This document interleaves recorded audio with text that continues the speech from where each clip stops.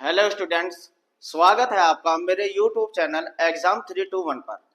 आज इस वीडियो के माध्यम से मैं आपको नॉर्मलता निकालनी बताऊंगा। नॉर्मलता कहते किसको है और इसके ऊपर बोर्ड में किस तरीके के आंकिक प्रश्न पूछे जाते हैं वो आपको बताऊंगा। तो आइए शुरू करते हैं अपना बहुत महत्वपूर्ण टॉपिक नॉर्मलता। अब आप देखिए नॉर्मलता नॉर्मलता जिसको एन से प्रदर्शित करते हैं, इसकी डेफिनेशन समझिए जरा। नॉर्मलता कहते किसको है? 1 लीटर विलयन में उपस्थित ग्राम तुल्यांकों की संख्या, किसके? विलय के। 1 लीटर में उपस्थित विलय के ग्राम तुल्यांकों की संख्या उसकी नॉर्मलता कहलाती है। देखिए कैसे, ये कोई विलियन है। 1 लीटर विलियन कितना लिया है आपने? 1 लीटर विलियन है और इसमें आपने कोई विलय पदार्थ भी घुला हुआ है, क्योंकि विलयन तो विलायक में विलय के घुलने से ही तो बनता है विलयन। तो इसमें जो विलय घुला हुआ है, जो भी विलय पदार्थ है, उसके ग्राम तुल्यांकों की संख्या, यही नॉर्मलता कहलाती है। तो देखिए इसका फार्मूला क्या बनेगा, आप फार्मूला पे जरा ध्यान दीजिए। नॉर्मलता बराबर विलय के ग्राम तुल्यांक, विलय के ग्राम तुल्यांक बटे विलयन का आयतन, विलयन का आयतन, ये होता है नॉर्मलता का फार्मूला। आप इससे ही डेफिनेशन बना सकते हैं कि 1 लीटर विलयन में उपस्थित विलय के ग्राम तुल्यांकों की संख्या उसकी नॉर्मलता कहलाती है। ये जो ग्राम तुल्यांक होते हैं इसको समझिए। ये जो ग्राम तुल्यांक होते हैं इसको देखिए। ग्राम तुल्यांक इसे हम कहते हैं W/E और गुना V। ये फार्मूला बन गया नॉर्मलता का। W/E गुना V ये नॉर्मलता होती है। W/E को ही हम कहते हैं ग्राम तुल्यांक। अब आप समझिए, आप सबसे पहले आप W को समझिए। जितनी मात्रा में कोई भी विलय पदार्थ घुला हुआ है विलयन के अंदर, जितनी भी उसकी मात्रा होती है, 20 ग्राम 10 ग्राम, तो ये विलय की मात्रा होती है। W क्या कहते हैं? विलय की मात्रा, जो भी विलयन में घुला हुआ है। अब आप जरा E को समझिए। जब तक आपकी ये E समझ में नहीं आएगा तब तक आपसे नॉर्मलता के आंकिक प्रश्न नहीं होने के। आप E को जरा ध्यान से समझिए। E कहते हैं तुल्यांकी भार को। E होता है तुल्यांकी भार। ये क्वेश्चन में दिया भी रह सकता है, नहीं भी दिया रहता। अगर नहीं दिया रहता तो जो भी विलय तत्व दिया रहता है उसको, उसके अनुभार को निकालिए और भाग करिए। किससे भाग करिए? वो तत्व पे डिपेंड करता है तत्व कौन सा है और कितनी संख्या से उसको भाग करनी होती है। तो और V आयतन होता है, ये लीटर में होता है। तो सबसे पहले मैं इस E की बात करूंगा, तुल्यांकी भार की। आप तुल्यांकी भार समझिए पहले, न्यूमेरिकल इसके बाद ही आपकी समझ में आएंगे तुल्यांकी भार होता क्या है। ये आप समझिए तुल्यांकी भार। जो तुल्यांकी भार होता है, तुल्यांकी भार निकालते कैसे हैं? अगर कोई तत्व है तो उसका परमाणु भार निकालिए और उस तत्व की संयोजकता से उसको भाग कर दीजिए। तो एक तो ये होता है, आपको तत्वों की जानकारी होनी चाहिए कि ये तत्व कौन से हैं। न्यूमेरिकल में भी मैं तत्व आपको पहचान करना बता दूंगा जब नॉर्मलता के सवाल सिखाएंगे। बस आप इनको देखिए। अगर वो तत्व अम्ल है जैसे H2SO4, HNO3 या HCl, ठीक है ना, या ऑक्जेलिक अम्ल, कोई भी अगर अम्ल है तो उसका अनुभार निकालिए और उसकी अक्षारकता से उसको भाग कर दीजिए तो तुल्यांकी भार आ जाएगा। अगर वो अक्षार है, जो तत्व है NaOH या KOH अक्षार है, तो उसका अनुभार निकालिए और उसकी अम्लता से उसको भाग कर दीजिए, तब भी तुल्यांकी भार आ जाएगा। इसी तरीके से अगर आक्सीकारक पदार्थ है या अपचायक पदार्थ है तो उनका अनुभार निकालिए और पदार्थ के एक अणु या आयन द्वारा ग्रहण किए गए इलेक्ट्रॉनों की संख्या से भाग कर दीजिए। ये इस तरीके से भी आप तुल्यांकी भार निकाल सकते हैं। या कोई साधारण लवण है तो उसका अनुभार निकालिए और उस लवण में धन या ऋण संयोजकताओं का योग से भाग दे दीजिए। लेकिन अनुभार तो निकालना होता ही है तुल्यांकी भार के लिए। इसके बाद अगर मूलक या आयन है उसका आप तुल्यांकी भार निकाल रहे हैं, जैसे SO4 माइनस माइनस, यानी कि कोई मूलक है या आयन है उसका अनुभार निकालिए और उस पर जितने आवेश है, जितने आवेशों की संख्या है चाहे वे प्लस में हो चाहे वे माइनस में। जैसे NH4 प्लस, जैसे NH4 प्लस, इसका अनुभार निकालिए, एक प्लस का आयन है तो एक से भाग दे दीजिए। या SO4 minus minus sulphate ion, इस पे दो माइनस के हैं, अनुभार निकालिए, दो से भाग दे दीजिए। तो ये तुल्यांक भार निकालने का एक तरीके से फार्मूले होते हैं। लेकिन जब आप नॉर्मलता के सवाल करेंगे तो जब तत्व आएंगे तो आपकी प्रैक्टिस से वह आपके ध्यान में रहेंगे, ठीक है ना। तो चलिए, अगर आप तुल्यांकी भार भी सीख गए हैं, क्योंकि नॉर्मलता के सवाल में तुल्यांकी भार का पता होना बहुत जरूरी होता है, इसलिए मैंने तुल्यांकी भार कैसे निकालते हैं ये उसके कुछ फार्मूले लिख दिए। अब क्वेश्चनों को करके देख लेते हैं, वहां तुल्यांकी भार निकालना पड़ेगा तो वहां और अच्छे से आपके समझ में आ जाएगा। चलिए चलते हैं पहले क्वेश्चन पे।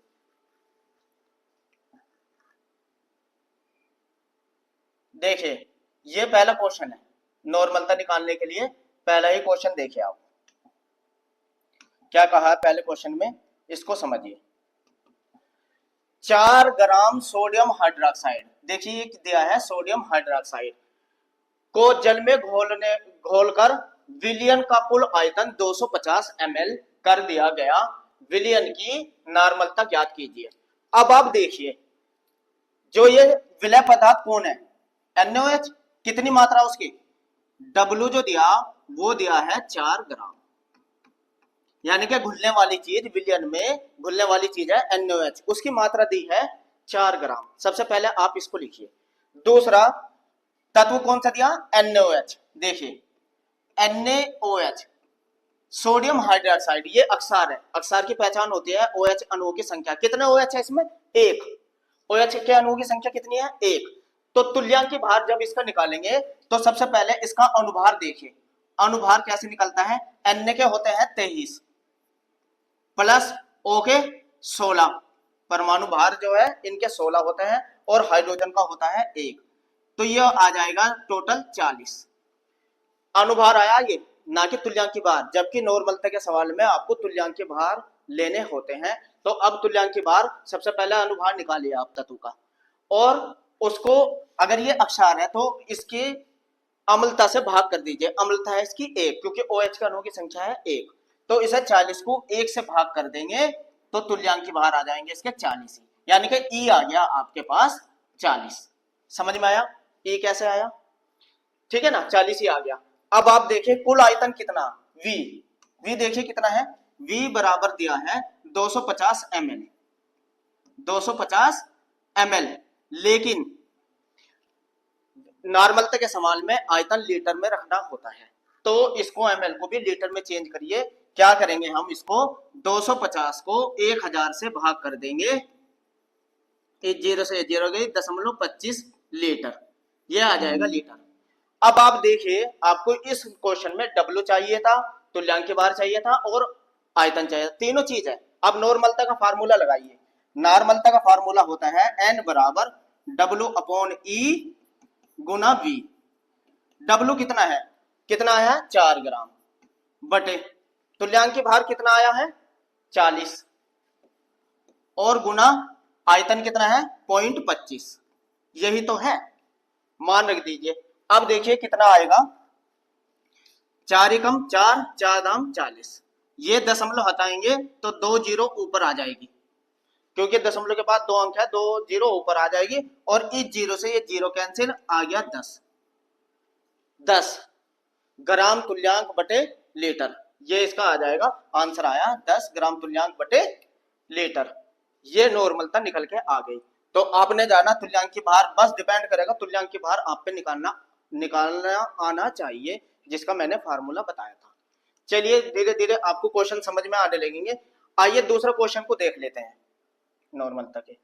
देखिए दूसरा क्वेश्चन, देखिए दूसरा क्वेश्चन कहता है, ये देखिए 250 ml, इसको समझिए सवाल को, नॉर्मलता का सवाल, ये देखिए 250 ml N/10 Na2CO3 विलयन बनाने के लिए Na2CO3 की कितनी मात्रा की आवश्यकता होगी। अब आप देखिए मात्रा पूछिए, W पूछा आपसे, नॉर्मलता का सवाल ही है। क्यों है नॉर्मलता, कैसे पहचाना, क्योंकि N दिया हुआ, N तो नॉर्मलता दी हुई है। सबसे पहले ये लिखिए जो आपको क्वेश्चन में दिया है, सबसे पहले उनको लिखिए। तो आपको इसमें क्या दिया है, 250 ml आयतन दिया है, V आयतन दिया है 250 ml, और आपको इसे लीटर में चेंज करना है, आयतन को कायम रखते हैं लीटर में। तो 250 को हम डिवाइड कर देंगे 1000 से, 0 से 0.25 लीटर, ये तो आ गया आयतन, ये तो आया आयतन।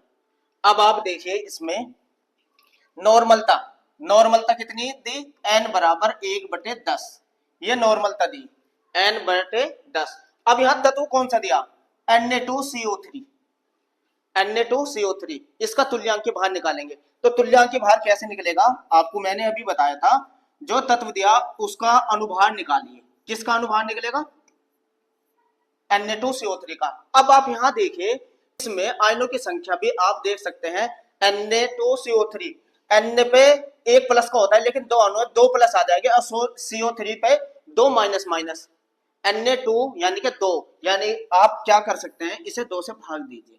इसमें आयनों की संख्या जो है दो मानी जाएगी। N पे वैसे तो प्लस का एक होता है लेकिन 2 अणु है, 2 हुए, या CO3 पे देखें माइनस के 2 होते हैं, तो इसलिए 2 से इसे भाग कर दीजिए। लवन में लवन है ना ये, इसलिए।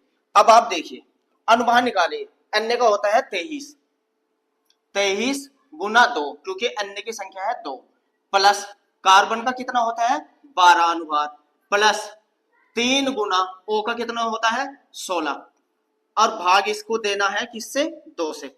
इसको हल करिए, 13 दूनी 46, 23 दूनी 46, 2 दूनी हाँ, प्लस 12 प्लस 16 तिया 48, भाग करनी है 2 से, तो ये आ जाएगा 8 2 10 6 106, 10 6 16 4 2 8 9 106/2, इसे भाग करेंगे तो 53 आ जाएगा। तो इस तरीके से आप तुल्यांकी भार निकालिए, इस तरीके से आप तुल्यांकी भार निकाल सकते हैं किसी भी तत्व का। अब आपसे पूछी क्या है, नॉर्मलता पूछी है, नॉर्मलता का फार्मूला लगाइए, n बराबर W/E गुना V।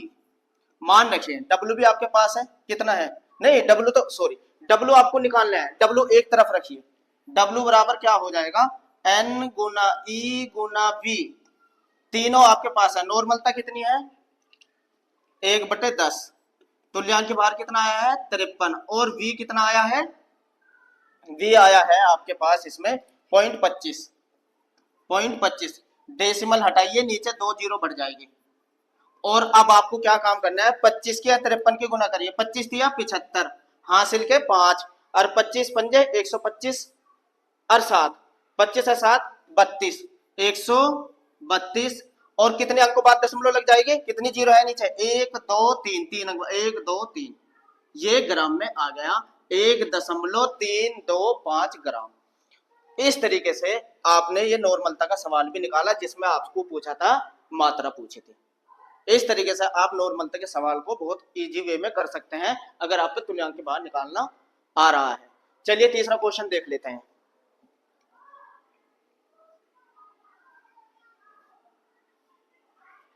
देखिए तीसरा क्वेश्चन, ये क्वेश्चन है, इसको भी जरा ध्यान से समझिए।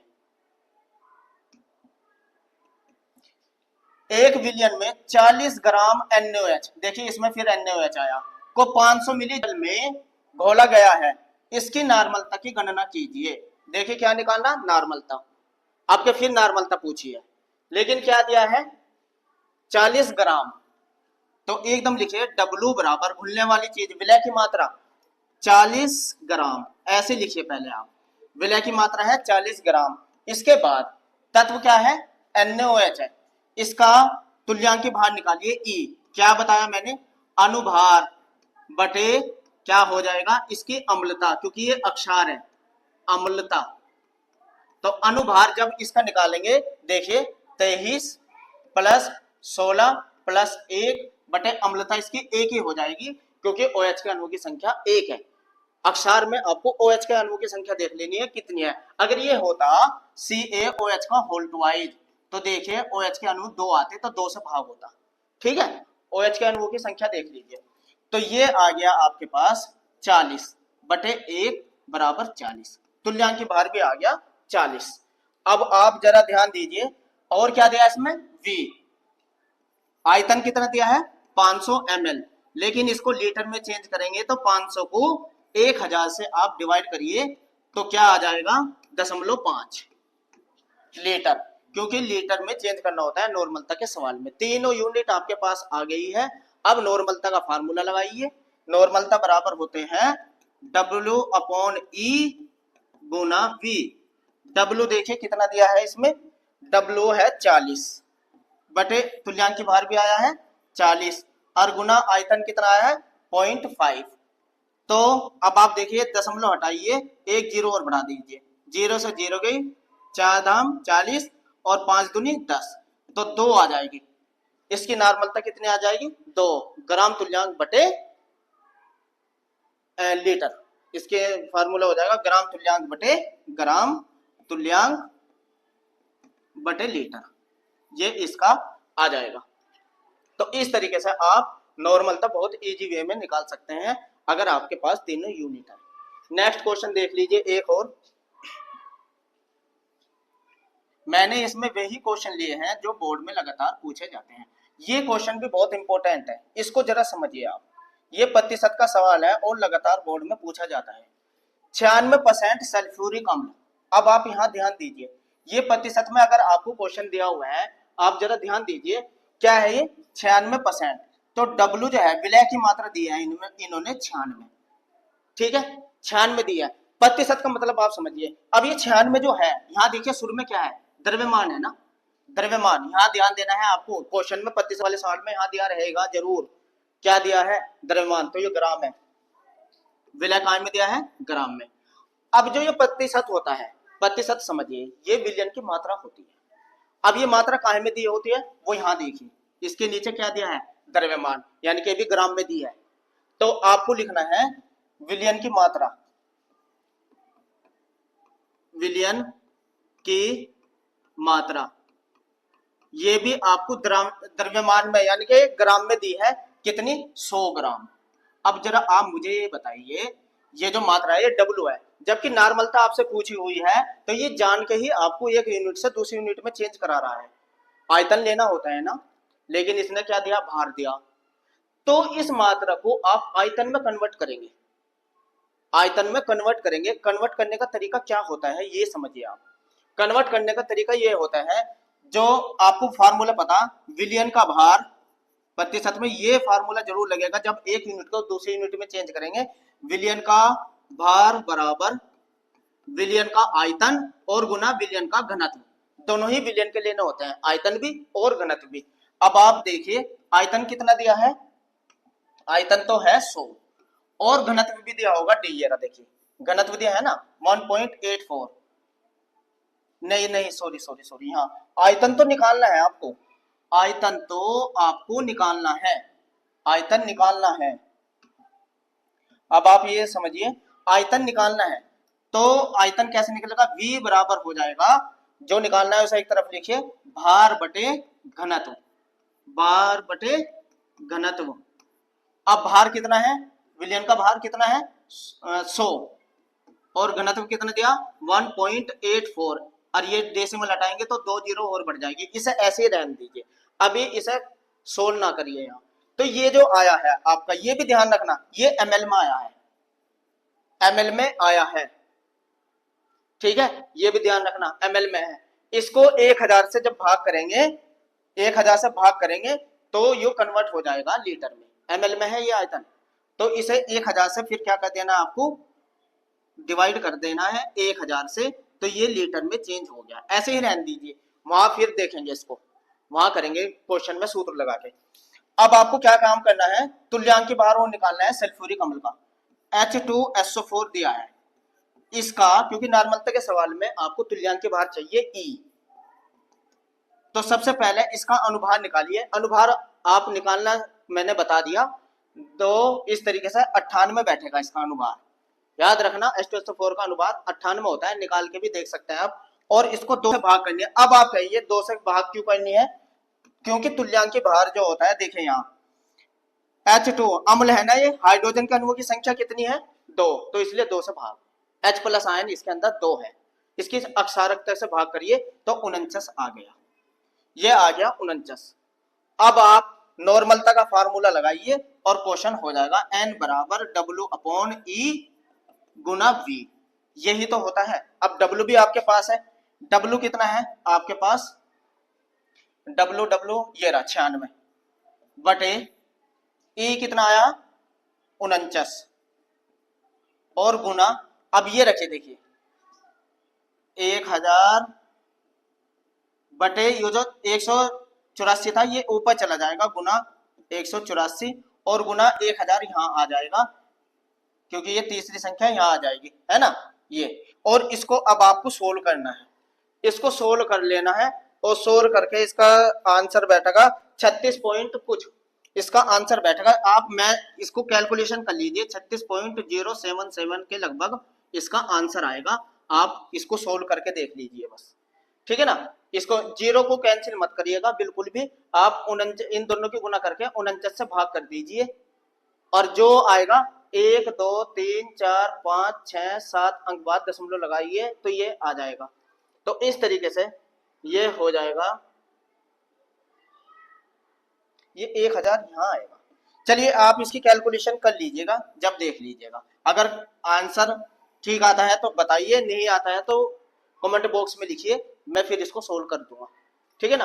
तो लेकिन आप क्वेश्चन का फॉर्मेट समझिए, देखिए फॉर्मेट समझिए। छोटा W दिया था प्रतिशत में, विलयन की मात्रा दी थी क्योंकि ये था द्रव्यमान में। जब भी प्रतिशत में कोई सवाल देता है तो एक यूनिट को दूसरी यूनिट में चेंज करने के लिए इस फार्मूले का हम प्रयोग करते हैं, ये वाला। अब इसमें क्योंकि नॉर्मलता पूछी थी तो आयतन चाहिए था, आयतन नहीं दिया था, आयतन के लिए हमने फार्मूला लगाया और आयतन में चेंज कर लिया। लेकिन ये मिलीलीटर में आया था तो इसे लीटर में चेंज करने के लिए 1000 से भाग करेंगे तो सॉरी ये 1000 यहाँ आएगा, ये यहाँ ना आके यहाँ आएगा तो ये 1000 ऊपर आएगा, सारे 1000 यहाँ आएगा। तो ये 3 जीरो से ये 3 जीरो कट जाएगी, 1 जीरो रह जाएंगे। हाँ अब करिएगा, अब करिएगा इस सवाल को, ठीक है ना, ऐसे करना है। तो ये आ जाएगा यहाँ 1000 से भाग। तो इस तरीके से आप फार्मूले में रख के ये आंसर आएगा, आंसर मैंने लिख दिया, चेक कर लीजिएगा। तो ये हुआ आपका नॉर्मल तक के क्वेश्चन। बस इसमें आप पे तुल्यांक बाहर निकालना आना चाहिए था।